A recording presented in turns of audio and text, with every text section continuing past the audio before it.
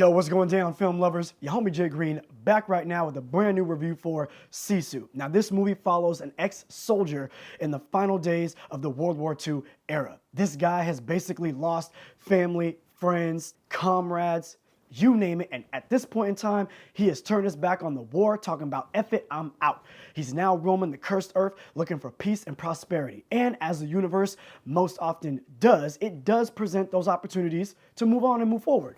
But at the same time, there's a flip side of that coin. It's also going to present the opportunities to get sucked back into the life. So we're following this guy for days, if not weeks at this point, mining for gold, when finally he hits the jackpot. So he gathers all the gold up, and on his way into the city to get paid, he crosses paths with some Nazis. Oh shit. Now these jokers start messing with him a little bit, tell him to get off his horse, they're teasing him, and then after they search his bags for a little while, they find that he's got a big old pot of gold. And they thinking at this point, yo, we just gonna kill this cat, come up on this gold and ball out. But little do these Nazis know that they just ran across a combination between Wolverine and John Wick, and they about to get all types of effed up. Now, after he's putting hands on these dudes and some gunshots go off, there's a squad down the way that hears it and they're like, yo, what's all that about? So they go check it out. Now they on his ass. So it's at this point that those other Nazis catch up with him, realize that he's got gold. Now they're after him, and now our bloody adventure is underway. Now, this movie was directed by Jalmari, Helander, hope I'm saying that right, but it was dope from beginning to end.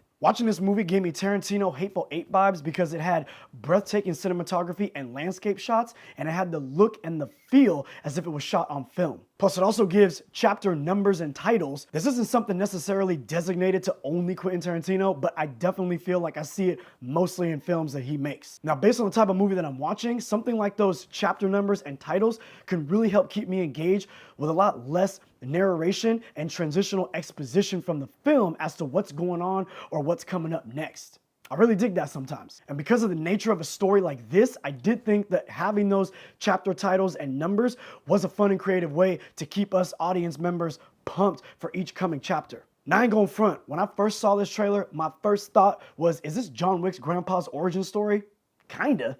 In the sense that it's super violent, it's a one-man kill squad brought on by some D-bags. But if you were to say that, I'd be like, who cares? This ish was hella fun and still had its own identity to still feel new and fresh in the face of those similarities. Now, Aksel, Hennie, I hope I'm not butchering that name, I'm sorry if I am, but he's playing the Nazi SS officer that's after this dude with all the gold. Now, not just because he wants to get paid, but because he knows that they are losing the war.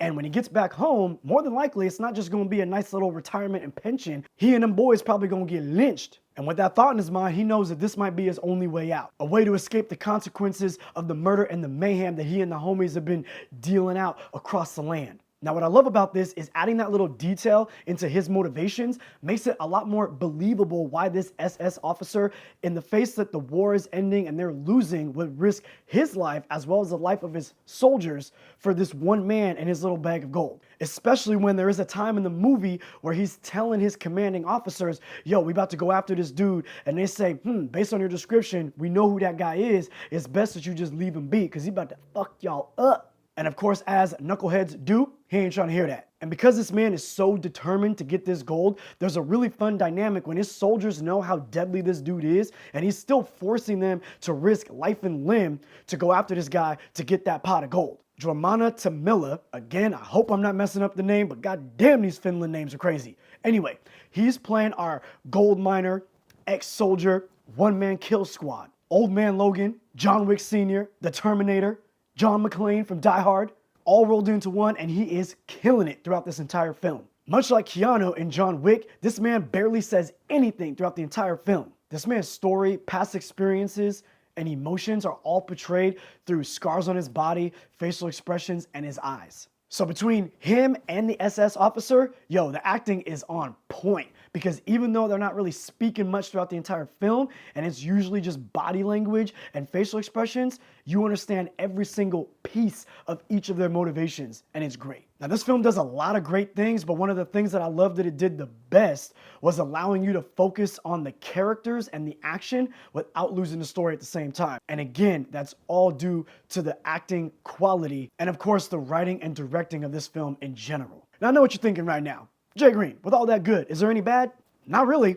But I will say, for some of y'all, you are really going to have to suspend disbelief in a handful of scenarios. I had to do it. You're going to have to do it. That's probably the biggest thing I will say about this film is it starts off extremely grounded, and then it kind of ramps it up a bit to the point of like, my God, this shit's crazy. I don't want to say much about what's jumping off. I think you should watch this movie for certain, but I will say there are some underwater scenes and some airplane scenes that will make Tom Cruise look at it and be like, hold up, run that back for a second. So if you're the type of person that's a stickler for all things real, then I got bad news. Ain't no film or TV show for you. For the rest of us, this story is fun, engaging, well-paced, and holds enough well-placed verisimilitude to surround the outlandish in order to keep you on board. I 1000% suggest that you do check this movie out on the big screen. I hope you enjoyed this review, and if and when you check Sisu out, comment below, let me know what you thought. Your homie, Jay Greene, I'm out.